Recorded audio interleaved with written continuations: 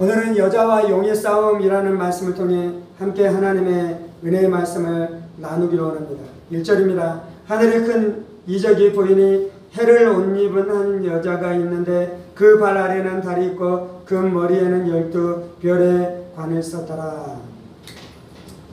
사도 요한이 요한계시록 12장 안에서 이제 두 가지 이적을 보는데, 첫 번째는 이 한 여자의 이적을 보았습니다.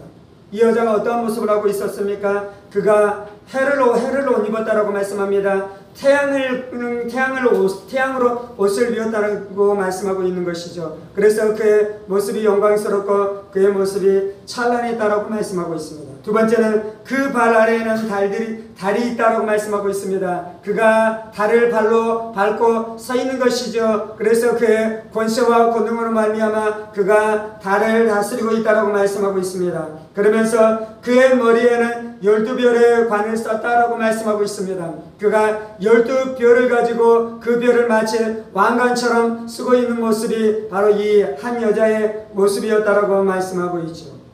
2절입니다. 이 여자가 아이를 베어 해산하게 되며 아파서 예를 쓰며 부르짖더라. 그런데 이제 그 여자가 어떠한 여자였습니까? 임신한 여자였다고 말씀하고 있습니다. 이 여자가 아이를 가졌고요, 아들을 잉태하고 있었는데요. 그런데 이제 아들을 잉태하게 될 때 그가 해산하는 고통으로 말미암아 이 여인이 부르짖고 있었다고 말씀하고 있는 것이죠. 그래서 사도 요한이 첫 번째 보았었던 이적은 한 여인에 대한 이적이었습니다. 3절입니다. 하늘에 또 다른 이적이 보이니 보라, 한 큰 붉은 용이 있어 그 머리가 7이요 뿔이 10이라. 그 여러 머리에 7 왕관이 있는데 그 꼬리가 하늘의 별 3분의 1을 끌어다가 땅에 던지더라. 두 번째 이적을 보았는데 그 이적은 무엇이었습니까? 한 붉은 용에 대한 이적을 보았습니다.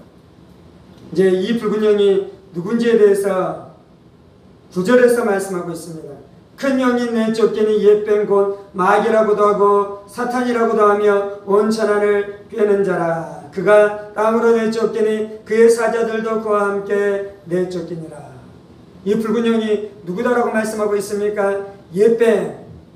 옛뱀이다라고 말씀하는 것은 창세기 3장에서 사탄 마귀가 뱀 안에 들어가서 아담과 하와를 유혹했죠. 그래서 이 사탄 마귀는 옛뱀으로 불리는 것이죠. 두 번째, 그가 마귀다라고 말씀하고 있는데, 마귀는 무엇을 말씀하는 것입니까? 마귀는 이간질하는 자인 것입니다. 마귀는 사람들의 사이 안에 이간질하는 자인 것이죠. 그래서 마귀가 하나님과 인간 사이를 이간질했고요. 그리고 사람과 사람들 사이에 이간질해서 그들 안에 적대와 불화와 다툼이 있게 하는 것, 그가 바로 마귀인 것이죠. 그래서 그의 이름이 마귀다라고 말씀하고 있습니다. 세 번째, 그의 이름이 무엇이다라고 말씀하고 있습니까? 사탄이다라고 말씀하고 있는데, 사탄은 하나님을 대적하는 자, 하나님을 적대하는 자, 하나님 앞에 항거하는 자가 이 사탄이라는 이름이 가지고 있는 의미인 것이죠. 그래서 사탄은 하나님 앞에 대적하고 하나님의 영광을 회방하고 하나님의 뜻에 대적하고 대항하는 자가 바로 사탄인 것이죠. 그가 붉은 용이었다라고 말씀하고 있습니다. 그의 색이 붉다라는 것은 하나님을 향한 반역과 거역과 대적을 하면서 그가 살아가는 존재이기 때문에 그는 붉은 용이고요. 그의 머리가 7이다라고 말씀하고 있는 것은 그에게 지혜가 있는 것입니다. 그렇지만 그 지혜는 악한 지혜인 것이죠. 그 지혜를 가지고 하와를 유혹했습니다. 그 지혜를 가지고 인류를 유혹했습니다. 그 지혜를 가지고, 그 거짓된 지혜를 가지고 인생들을 노략질하면서 살아가기 때문에 그의 머리가 7인 것이고요. 그의 뿔이 10이다라고 말씀하고 있는 것은 뿔은 권세를 상징하는 것입니다. 뿔은 힘을 상징하는 것입니다. 그래서 그가 악한 힘을 가지고, 타락한 힘을 가지고, 거짓된 힘을 가지고 세상을 지배하고 세상을 다스리며 인류를 지배하고 인류를 다스림으로 말미암아 인류 안에 악한 일들을 하고 있다라고 말씀하고 있는 것이죠. 그리고 그 머리에 7 왕관이 있는데 라고 말씀하고 있는 것은 그가 이 신적인 권능을 가지고 일하는 것입니다. 그래서 성경에서는 그가 이 세상의 신, 이 어둠의 주관자, 이 세상을 다스리는 그가 왕의 권세를 가지고 세상을 다스리며 이 세상의 주관자로 그가 일하고 있다라고 말씀하고 있는 것이죠. 그가 하는 가장 중요한 일은 무엇입니까? 4절의 하반절에 말씀하는 것은 용이 해산하는 여자 앞에서 그가 해산하면 그 아이를 삼키고자 하더니, 이 용이 하고 싶은 가장 중요한 것은 여자가 낳는 아들을 죽이는 것이었습니다. 그에게는 하나님을 향한 적대감이 있을 뿐만 아니라 그에게는 누구를 향한 적대감이 있냐면요, 그에게는 여자가 낳는 아들을 향한 적대감이 있는 것이죠. 그래서 이 아들을 죽이고 이 아들을 삼키고 이 아들을 회방하는 것이 이 마귀 사탄이 가지고 있는 가장 중요한 관심 중에 하나였습니다. 5절입니다. 여자가 아들을 낳으니 이는 장차 철장으로 만국을 다스릴 남자라. 그 아이를 하나님과 그 보좌 앞으로 올려가더라. 여자가 낳는 아들은 누구를 이야기하는 것입니까? 이는 장차 철장으로 만국을 다스릴 남자. 이 표현은 어디에서 나오냐면 이 시편 2편에 나오는 것이죠. 시편 2편은 메시아 시편인 것입니다. 그래서 구약의 백성들은 하나님이 보내실 메시아를 기다렸어요. 그 메시아가 오셔서 많은 일들을 행하십니다. 우리의 죄 때문에 십자가에 못 박혀 죽으실 것이고요. 그리고 우리의 속량제물, 속죄제물로 죽으셨다가 다시금 부활하심으로 말미암아 우리 안에 구원의 역사를 이루실 줄을 믿습니다. 그런데 이제 요한계시록 12장에서 말씀하고 있는 그 메시아의 어떤 측면을 말씀해주고 있냐면요, 메시아는 장차 철장으로 만국을 다스릴 왕, 심판주, 어둠을 깨뜨리고 마귀를 깨뜨리고 지옥의 권세를 깨뜨리고 이 세상의 왕국을 깨뜨리실 심판주, 만왕의 왕으로 오실 그 메시아가 예수님이다라고 말씀하고 계시는 줄 믿습니다. 이 아들이 바로 예수인 것이요, 이 아들이 바로 구원자이신 것이요, 이 아들이 바로 우리의 주님이시다라고 성경은 우리 가운데 말씀해주고 있는 줄 믿습니다. 용이 예수를 삼켜버리려고 했는데요, 용이 예수를 삼킬 수 있었습니까? 없었습니까? 없었어요. 이유는 그 아이를 하나님 앞과 그의 보좌 앞으로 올려갔어요. 첫 번째로.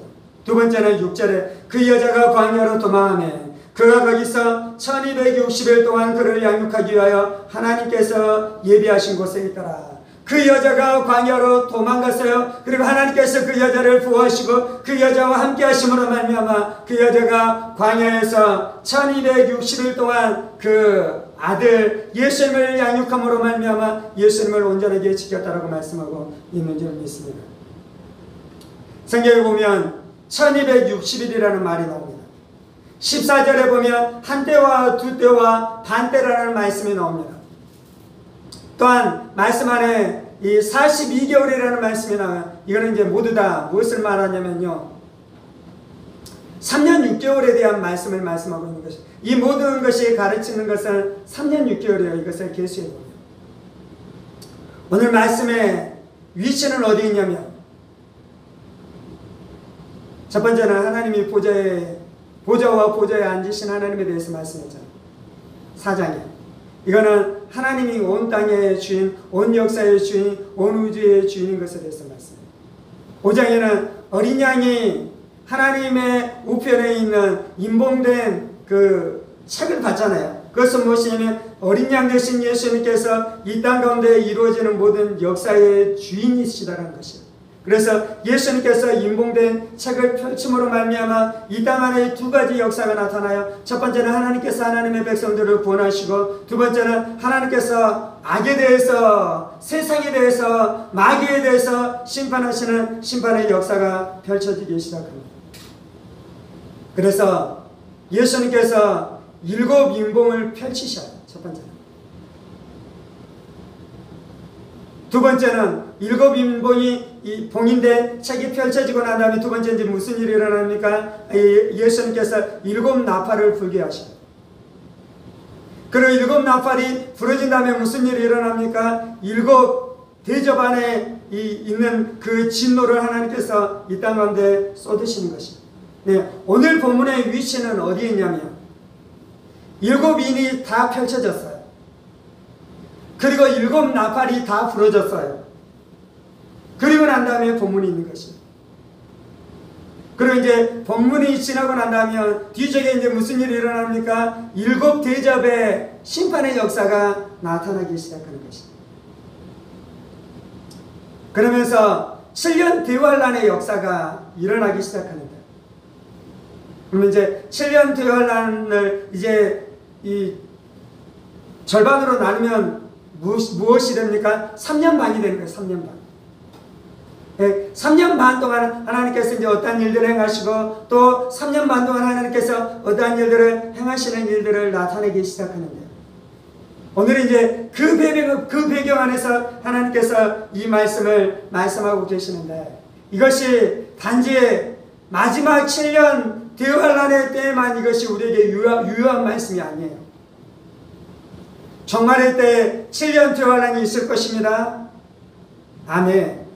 그리고 7년 대환란을 이기는 승리의 말씀이 오늘 우리가 읽어가고 있는 이 말씀을 붙들 때 우리가 승리하게 될 줄 믿습니다. 근데 이것이 모든 교회의 시대의 사람들에게도 여전히 필요한 말씀이에요. 이유는 7년 대환란은 아니어도 7년 대환란과 같은 시절들을 교회가 지나가요. 일제시대 때 교회가 핍박 안에 들어갔습니다. 박해 안에 들어갔습니다. 그것이 성경에서 말하는 7년 대환란은 아니에요. 그런데 7년 대환란과 동일한 일들이 그 교회 안에 일어났어요. 그리고 많은 사람들은 배교했고요. 많은 사람들은 승리했어요. 그들은 어떻게 승리할 수 있었습니까? 그들은 왜 배교했습니까? 그것이 요한계시록 말씀 안에 있는 것이요. 그것이 오늘 우리가 읽어가고 있는 이 말씀 안에 그 이길 수 있는 비밀의 말씀들이 있는 것이요. 그런데 이제 우리는 공산주의의 박해나 일제 박해 안에서 살아가지 않고 편안한 시절들을 살아가잖아요. 근데 이 말씀이 여전히 우리에게 유효한 말씀이에요. 이유는 평안한 시기에도 여전히 멸망길로 가는 사람들이 있어요. 평안한데 여전히 쾌락의 마음이 빼앗기고 돈 사랑하는 것에 자신의 마음이 빼앗기고 영원한 하나님의 나라를 사모하는 것이 아니라 이 땅의 세상 나라 사람의 왕국을 사모하고 거기에 마음이 빼앗겨서 허영심과 헛다른 마음을 품고 살아가면서 멸망하는 사람들이 수도 없이 있는 것입니다. 교회 안에서도 그러한 사람들이 있는 것이에요. 그래서 이 말씀이 평안한 시절을 살아가는 우리에게도 여전히 유효한 말씀인 줄을 믿습니다. 그래서 하나님께서는 그렇게 여자가 낳은 아이를 보호하면서 하나님의 역사를 이루어가는 거예요. 오늘 이제 말씀의 주제는 아들에게 있는 것이 아니라 여자에게 있어요. 오늘 말씀의 제목이 여자와 용의 싸움이잖아요. 성경에 보면은 몇 가지 전쟁이 나옵니다. 7절입니다. 하늘의 전쟁이 있으니 미가엘과 그의 사자들이 용과 더불어 싸울세 용과 그의 사자들도 싸우나 이기지 못하여 다시 하늘에서 그들이 있을 곳을 얻지 못한지라. 첫 번째 전쟁은 천사들과 마귀가 싸웠었던 전쟁입니다. 천사들과 마귀와 마귀의 졸개들 귀신들이 한편을 이루어서 싸웠었던 싸움이에요. 그 싸움에서는 무슨 일이 일어났습니까? 미가엘과 그의 사자들이 용과 더불어 싸울세 용과 그의 사자들도 싸우나 이기지 못하다니. 이 영적인 영역에서 일어나는 싸움에서는 천사들이 이겼어요. 미가엘이 이겼어요. 미가엘과 그의 함께 있었던 천사들이 이겼어요. 물론 이제 성경에서는 이 싸움에 대해서 우리 가운데 많은 정보를 주고 있지는 않아요. 그래서 우리가 이 싸움에 대해서 많은 정보를 가지고 있지 않지만 그 싸움에서는 천사들이 이긴 줄을 믿습니다. 두 번째, 가장 중요한 싸움은 예수님이 용과 싸웠었던 싸움이에요. 그 싸움이 언제 일어났습니까? 갈보리 십자가에서 일어났어요. 갈보리 십자가에서 마귀가 예수님을 십자가에 죽게 했습니다. 그런데 마귀는 예수님을 십자가에 죽게 하는 그것을 통해 자신이 승리한 줄 알았는데 그것이 불법이었어요. 그래서 불법을 저질렀었던 마귀는 그것으로 말미암아 패배해서 심판을 당했어요. 그리고 그 십자가 사건을 통해 하나님의 백성들을 구원할 수 있는 구원의 역사가 나타났어요. 예수의 피로 말미암아, 어린 양의 피로 말미암아 우리가 주 용서함을 받고 우리가 구원을 얻게 되어진 놀라운 구원의 역사가 나타난 줄을 믿습니다. 그래서 예수님께서 십자가에서 마귀와 싸웠었던 그 싸움을 통해 마귀는 패배시키시고 하나님의 백성 예수 안에 있는 하나님의 사람들을 구원케 하는 놀라운 구원의 역사가 나타난 줄을 믿습니다. 그것이 두 번째 싸움이에요. 이 두 번째 싸움이 중대한 싸움이기는 한데요, 요한계시록 2장에서는 이 예수님과 용과의 싸움을 말하고 싶은 것이 아니고요, 이제 누가 싸운다고요? 여자와 영이 싸우기 시작하는 것입니다. 13절입니다. 영이 자기가 땅으로 내쫓긴 것을 보고 남자가 낳은 여자를 박해하는지라. 용이 여자를 박해하기 시작해요. 17절입니다. 용이 여자에게 분노하여 돌아가서 그 여자의 남은 자손, 이제 용이 또 누구를 박해하기 시작합니까? 용이 여자가 나왔었던, 아까 보았었던 그 아들, 철장으로 만국을 다스리고 깨뜨릴 그 아들은 이제 예수님을 말하고요. 17절에서 여자가 낳은 남은 아들들은 예수님을 말씀하는 것이 아니에요. 여자는 누구를 말하는 것입니까? 얼핏 보기에는 이 여자가 마리아인 것처럼 보여져요. 근데 여자는 마리아를 말하는 것이 아니에요. 결론을 이야기하자면 여자는 누구를 이야기하냐면 하나님의 백성들을 이야기하는 것입니다. 여자는 누구를 이야기하냐면 교회를 이야기하는 것이에요. 구약으로 이야기하자면 하나님의 백성들, 이스라엘. 신약으로 이야기하자면 하나님의 백성들, 그리고 교회를 말씀하고 있는 것이, 왜냐하면 여자가 예수님을 낳았는데요, 예수님을 낳고 난 다음에 예수님이 승천합니다. 승천하고 난 다음에 이 마귀 용이 어떻게 하는 것입니까? 예수님이 승천하신 후에도 용이 여자를 박해해요. 그리고 용이 언제까지 여자를 박해합니까? 종말의 때까지 여자를 박해하고 있어요. 그리고 이제 오늘 말씀은 7년 대환란이 일어나는 시점이잖아요. 용이 언제까지 여자를 박해하고 있습니까? 7년 대환란이 일어나는 그 시점까지 계속해서 용이 어떻게 하냐면 여자를 박해하고 있는 것이요. 그래서 여기에서 여자는 마리아를 말하고 있는 것이 아니라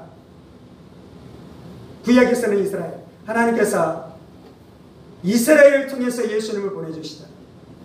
하나님께서는 좁은 의미로 마리아를 통해서 예수님이 태어나게 하지만 넓은 의미로는 아브라함을 부르시고 아브라함의 후손을 통해 메시아가 온다라고 말씀하잖아요. 그래서 이스라엘 백성을 통해, 하나님 나라의 백성을 통해 하나님께서 예수님을 보내주신 것입니다. 그리고 이제 예수님이 오시고 난 다음에 하나님께서는 이제 어떻게 일하시는 것입니까? 하나님의 백성들을 통해 메시아의 역사, 예수의 구원의 역사, 예수의 복음의 역사를 하나님께서 종말의 때까지 계속해서 펼쳐가는데요, 하나님 이제 우리 안에 영적인 베일을 벗기셔서 첫 번째 천사들과 마귀와 그를 따르는 귀신들의 전쟁이 있었다라고 말씀합니다.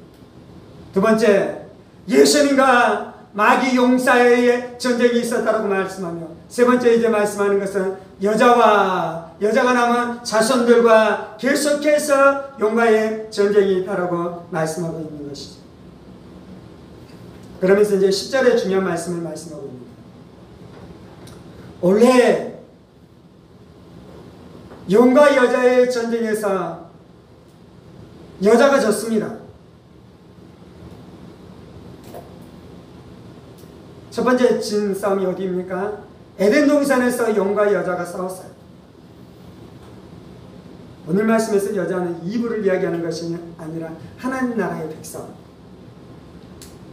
하나님이 살기로 원했으면 하나님 나라의 백성, 하나님이 지금으로 이야기하지만 하나님이 세우기로 원했으면 하나님의 교회, 주님의 교회. 그 전쟁에서 아담과 하가 졌습니까? 이겼습니까? 아담과 하가 졌잖아요. 그리고 인류는 계속해서 그 용과의 싸움 안에서 졌습니다. 물론 아브라함이 간간히 승리하기도 하고, 다윗이 간간히 승리하기도 하고, 모세가 간간히 승리하기도 하지만 그것이 영구적인 승리가 아니었어요. 그것이 확실한 승리가 아니었어요. 그들의 승리는 일시적이었고, 또 어둠에 무너지기도 하고, 또 죄악에 무너지기도 하는 일들이 나타났어요.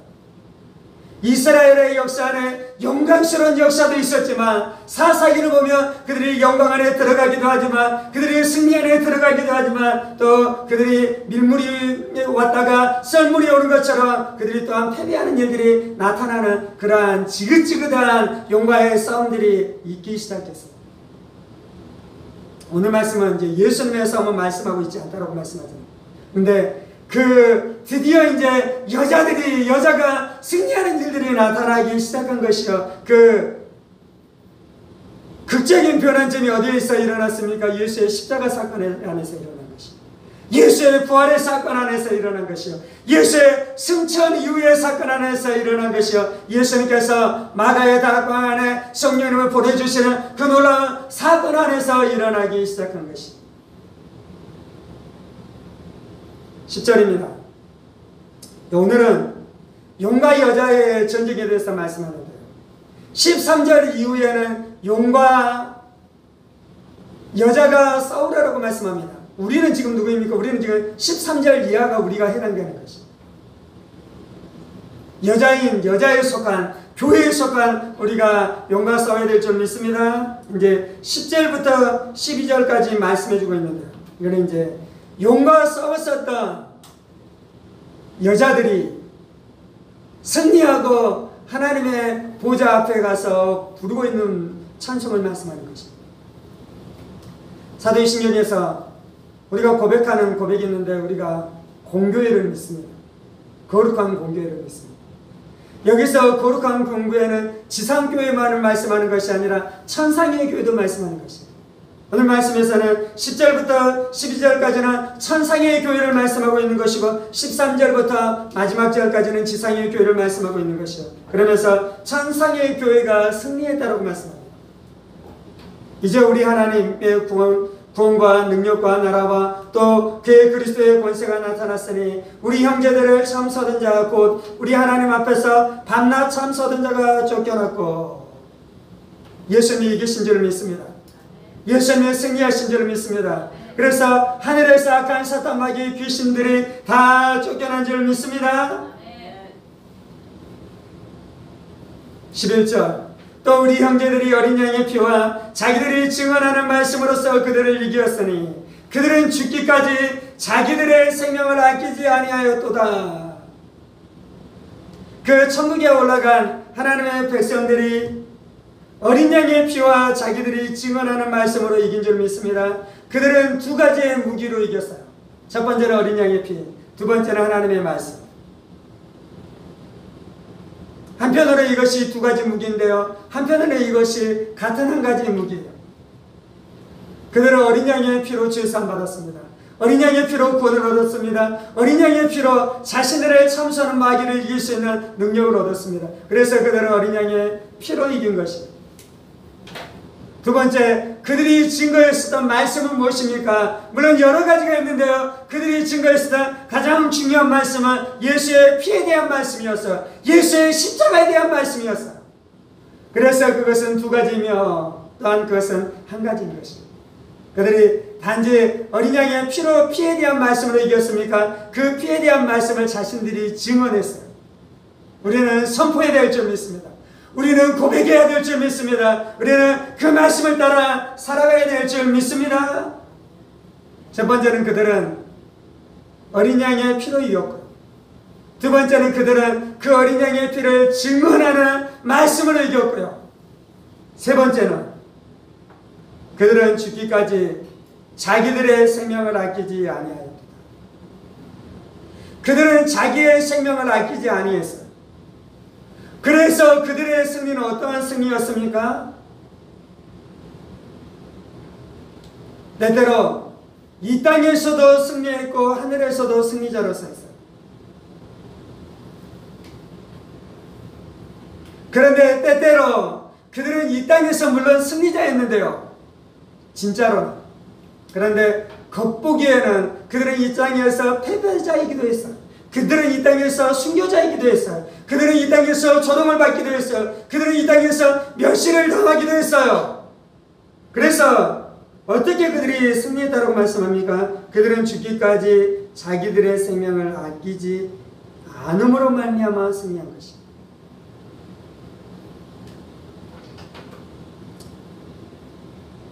지금을 살아가는 우리가 자기의 생명을 아끼지 않으면 승리할 수 없어요. 그래서 이것이 종말의 때뿐만 아니라 지금도 우리에게 필요한 말씀이라고 말씀하는 것입니다. 겉으로는 살아있어.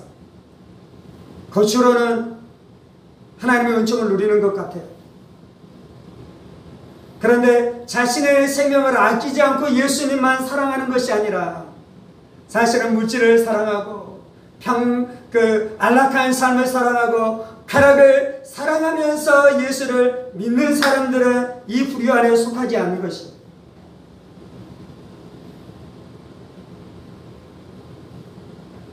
12절입니다. 그러므로 하늘과 그 가운데 거하는 자들은 즐거워라. 하늘에 거하는 자들은 이제 즐거워야 될 줄 믿습니다. 하나님의 보좌 앞에 나아간 자들은 다 즐거워야 될 줄 믿습니다. 왜냐하면 그들은 이 땅 가운데서 용과의 싸움 안에서 승리했어요. 물론 용과의 싸움에서 승리할 수 있는 비결은 예수님이 용과의 싸움에서 승리했었던 그 승리를 가지고 와서 그 승리를 붙들므로 그들은 용과의 싸움에서 승리한 줄 믿습니다. 사람들이 오해하는 오해가 있어요. 그것은 무엇이냐면 예수님이 용과의 싸움에서 승리했기 때문에 자신도 구원을 얻을 것이라는 것입니다. 네, 요한계시록 12장에서는 그렇게 말씀하고 있잖아요. 오해하지 마시기 바랍니다. 예수님이 용과의 싸움에서 승리했다라는 승리가 가장 중요한 승리예요. 그런데 그 승리가 우리의 구원을 보장해 주는 것이 아니에요. 예수님이 용과의 싸움에서 승리했고요. 그 이전에는 여자들은 용과의 싸움에서 승리할 수 없었어요. 그런데 예수님이 용과의 싸움에서 승리했기 때문에 이제 여자도 용과의 싸움에서 승리할 수 있게 된 줄 믿습니다.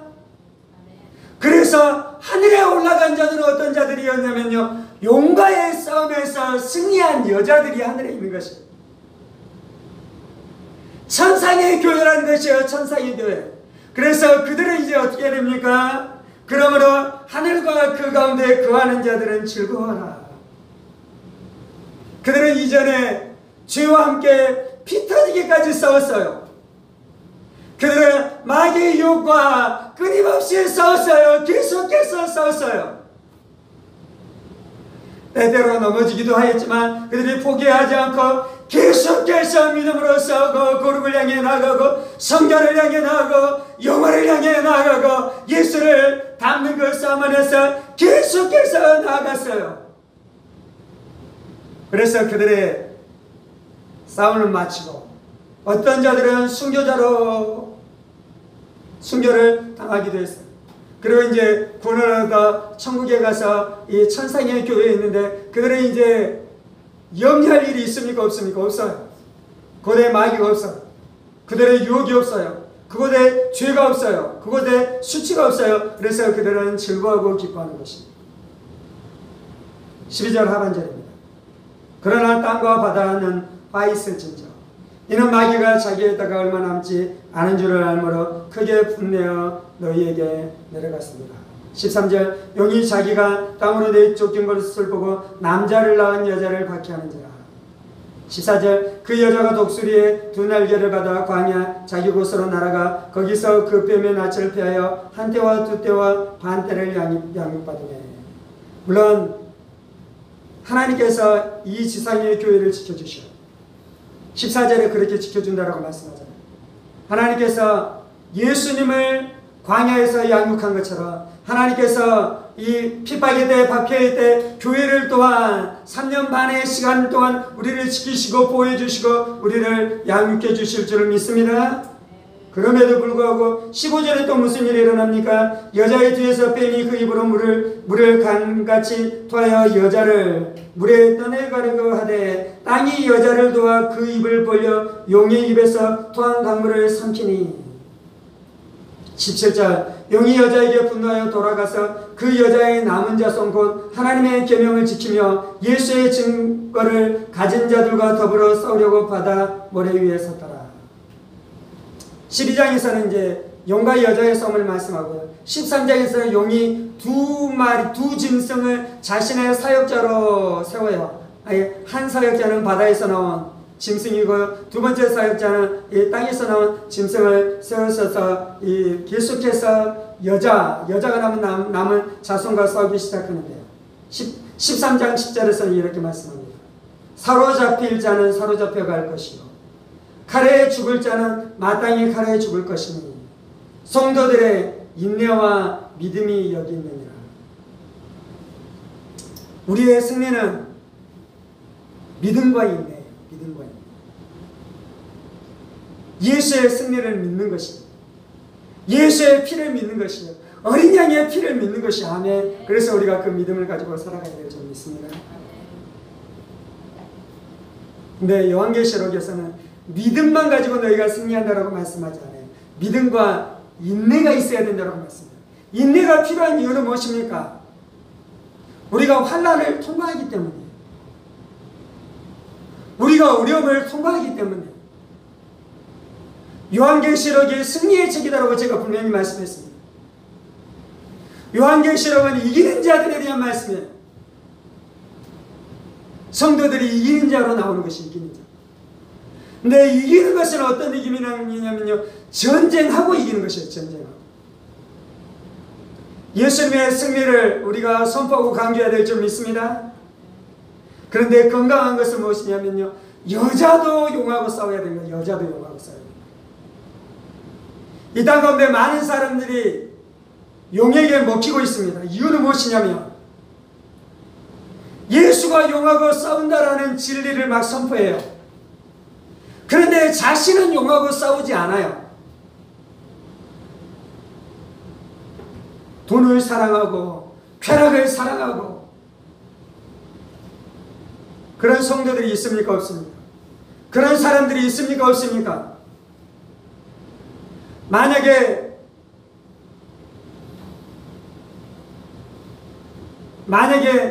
그렇게 멸망하는 사람들이었다면 요한계시록 우리 가운데 줄 필요가 없었어요. 세상은 마치 믿음만 있으면 이길 것처럼 말해요. 여기서 믿음만 있다라는 것은 사실은 이제 어떤 진리에서는 믿음만 있으면 이깁니다. 이제 여기에서 믿음과 인내 두 가지를 다 말씀하는데 이제 이 표현에서는 믿음만 있으면 이긴다라는 표현은 어떤 표현이냐면 예수님이 십자가에서 나의 죄 때문에 죽으셨어요. 예수님이 나의 구원자예요. 그래서 나는 예수님이 나의 구원을 이루었기 때문에 나는 그 예수님을 믿습니다 라는 고백을 하고 자기가 해야 될 것은 하나도 없는 것처럼 말하면 안 돼요. 우리가 그 예수를 믿는다면 피 흘리기까지 죄와 싸워야 될 줄 믿습니다. 그것이 쉬워요? 어려워요? 어렵잖아요. 그래서 인내해야 되는 것입니다. 예수님께서 이미 악한 사탄 마귀를 박살냈지만 여전히 우리를 유혹하는 마귀의 세력들은 여전히 존재하잖아요. 그 유혹과 한 번 싸우는 것이 아니라 내가 죽을 때까지 싸워야 될 줄 믿습니다. 심지어 우리가 죽게 되는 그 순간 안에도 마귀는 우리를 유혹할 거예요. 하나님이 살아계시지 않습니까? 천국과 지옥이 존재하지 않아. 너희가 죽으면 너희의 인생은 이 땅에서 끝나는 것이야 라고 신앙이 충만했던 사람이 마지막에 그의 신앙을 흔들려고 마귀가 유혹할 것입니다. 그래서 교회는 끝까지 싸워야 되는 것이고 교회는 끝까지 인내해야 되는 것입니다. 성경이 우리 가운데 말씀하는 말씀이 그거예요. 그런데 이것이 작은 말씀이 아니에요.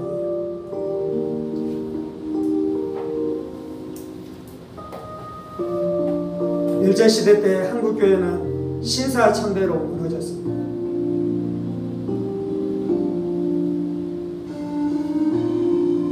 예수를 믿는 것은 자신의 생명을 아끼지 않는 신앙을 가지고 믿어야 되는 줄 몰랐어요.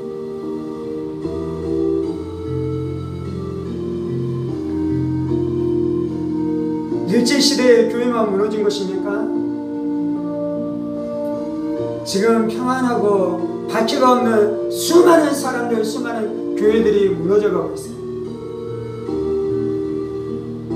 그들이 돈을 사랑하고 쾌락을 사랑하고 세상을 사랑하고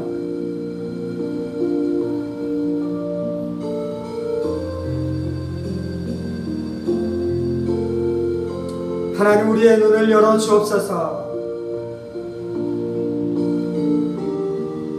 우리의 삶이 영과의 영적인 싸움이 우리의 인생의 근본의 모습인 것을 깨닫게 하여 주옵소서. 그리고 이 싸움은 종말의 때까지 지속될 것입니다. 이 싸움은 예수님이 재림주로 오셔서 그를 마지막 지옥에 가둘 때까지 그 싸움은 지속될 것입니다.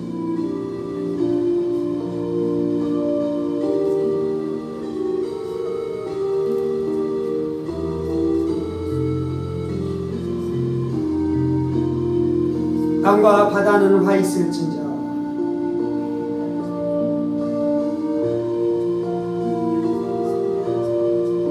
지금 우리가 살아가는 것은 이 땅과 이 땅의 바다입니다. 그리고 이 땅과 이 땅의 바다 안에서 살아간다는 것은 화 안에 있는 것입니다. 저는 화 안에 있는 것입니다.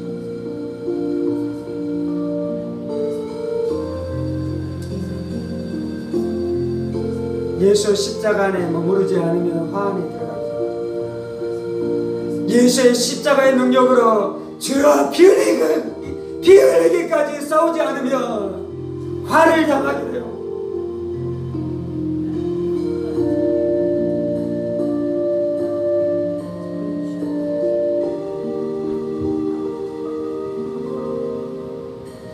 마귀는 우리에게 평안하다, 안전하다라고 우리를 속입니다. 마귀는 우리에게 평안하다, 안전하다라고 우리를 속입니다. 마귀는 우리에게 그 정도 죄악은 너희가 용납해도 괜찮다라고 우리를 속입니다.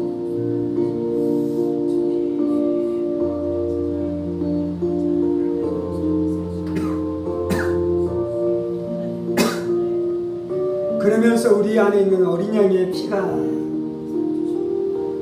형식화됩니다.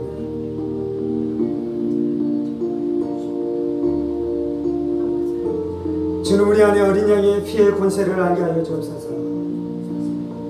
어린 양의 피를 아는 자들은 죄와 싸우는 자들입니다. 어린 양의 피를 아는 자들은 죄와 싸우는 자들입니다. 어린 양의 피의 권능을 아는 자들은 죄와 싸우는 자들입니다.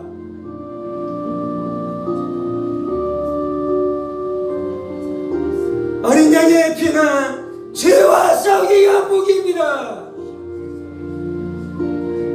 어린 양의 피는 죄와 싸울 수 있는 무기입니다.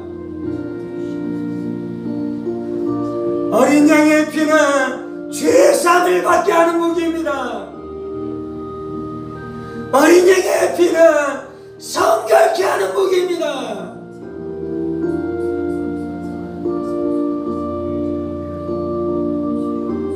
죄와 싸운다라고 말하는, 어린 양의 피를 믿는다라고 말하는데 죄와 싸우지 않는다면 그 사람에게는 어린 양의 피가 역사하지 않습니다. 탐욕과 싸우지 않으면 어린 양의 피가 역사하지 않아요. 자신의 명성과 명예와 자신의 안락을 위해 살아가며 어린 양의 피가 역사하지 않아요.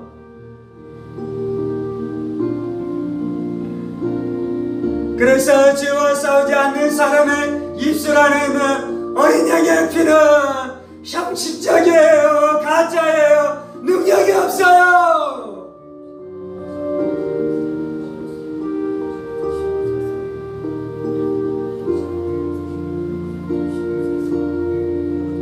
주여, 용에게 먹히지 않게 하여 주옵소서. 용에게 먹히지 않게 하여 주옵소서. 짐승에게 먹히지 않게 하여 주옵소서. 우리의 죄를 깨닫게 하시고 죄를 버리기를 감망하게 하시고, 그래서 예수의 피를 진실되게 사모하며 의지하게 하여 주시고, 그 예수를 고백하게 하시고 그 예수를 선포하게 하시고 그 예수를 기도하게 하여 주셔서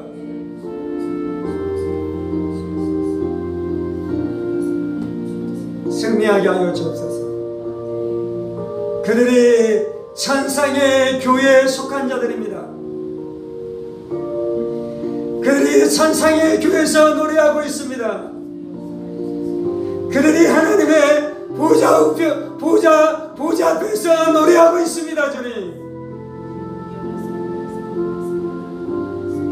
천상의 교회에서 노래하는 자들은 이 땅에서 고난당했습니다. 이 땅에서 죄와 피 흘리기까지 싸웠습니다.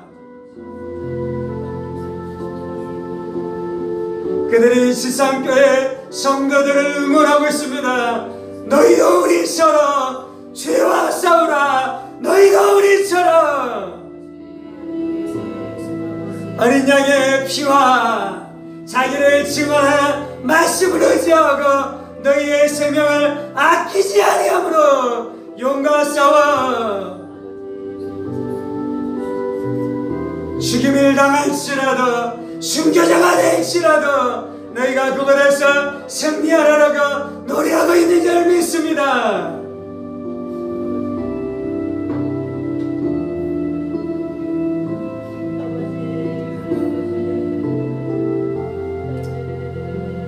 천상의 교회에 바울이 있습니다. 천상의 교회에 베드로가 있습니다. 천상의 교회에 요한이 있습니다. 천상의 교회에 스데반이 있습니다.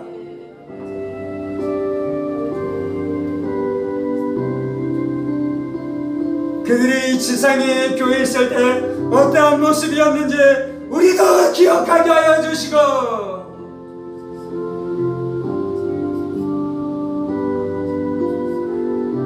우리도 그들처럼 지상의 교회에서 용과 전쟁하고 치열하게 싸우기 위해 우리도 천국에 입성하게 될 줄 믿습니다.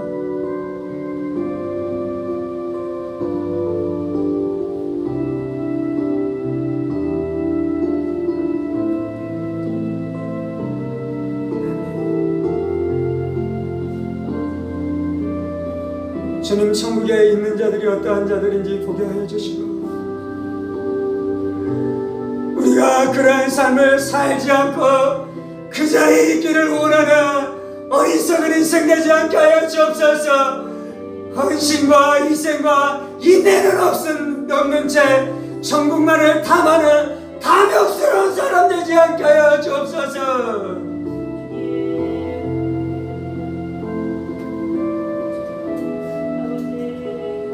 이것이 계시록의 신앙인 줄 믿습니다. 이것이 초대교회의 신앙인 줄 믿습니다. 이것이 사도들의 신앙인 줄 믿습니다. 이것이 예수 그리스도의 믿음인 줄 믿습니다.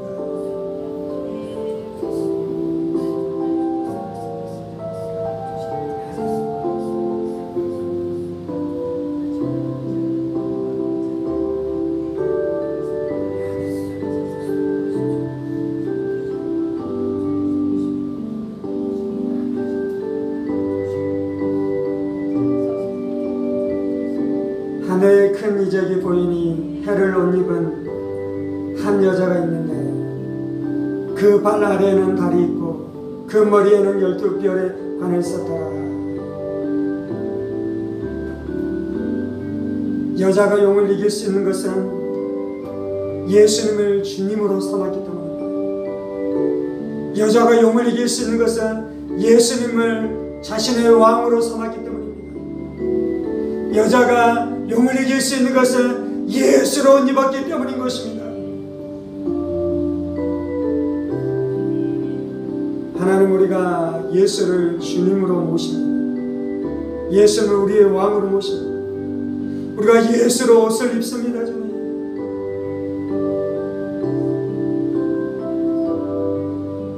주님, 이 땅의 교회가 해를 옷 입은 여자처럼 되게 하여 주옵소서.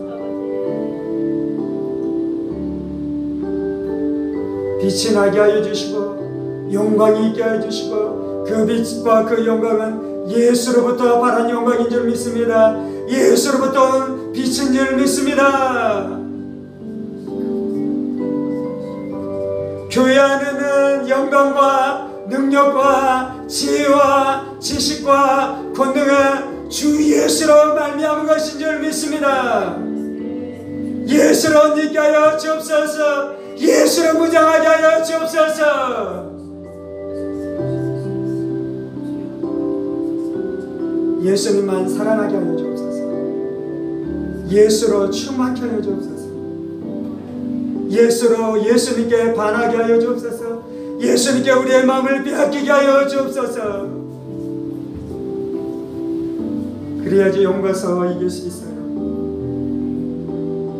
우리의 진리가 예수님 되어야 하고, 우리의 인격이 예수님 되어야 하고, 우리의 성품이 예수님 될 때 승리하는 거예요.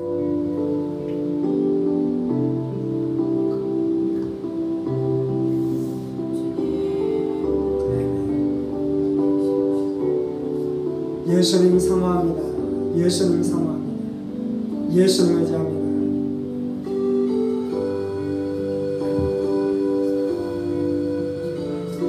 이제는 우리 주 예수 그리스도의 은혜와